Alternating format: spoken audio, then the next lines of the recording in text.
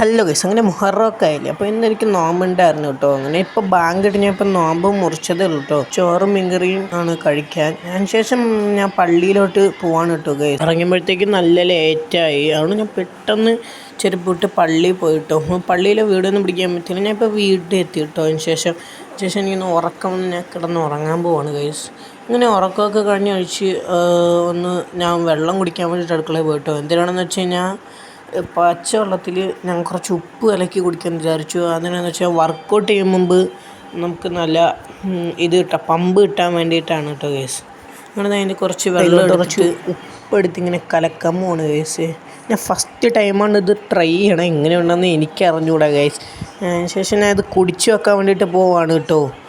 കുടിച്ചപ്പോഴത്തേക്കും എനിക്ക് പന്തി മനസ്സിലായി, സാധനം വിചാരിച്ച പോലെ അല്ല കേട്ടോ ഗൈസ്. ആദ്യം എനിക്ക് വൊമിറ്റ് ചെയ്യാനൊക്കെ വന്നു, പിന്നെയാണ് മനസ്സിലായി സാധനം ഒട്ടും കൊള്ളത്തില്ലാന്ന്. ഞാൻ അപ്പം തന്നെ തുപ്പിക്കളഞ്ഞിട്ട് വാപ്പിളിച്ചു കേട്ടോ ഗൈസ്. പക്ഷേ ഞാൻ ഫുള്ള് കുടിച്ചു കേട്ടോ. അതിന് ശേഷം ഞാൻ വർക്കൗട്ട് ചെയ്തു കേട്ടോ ഗൈസ്.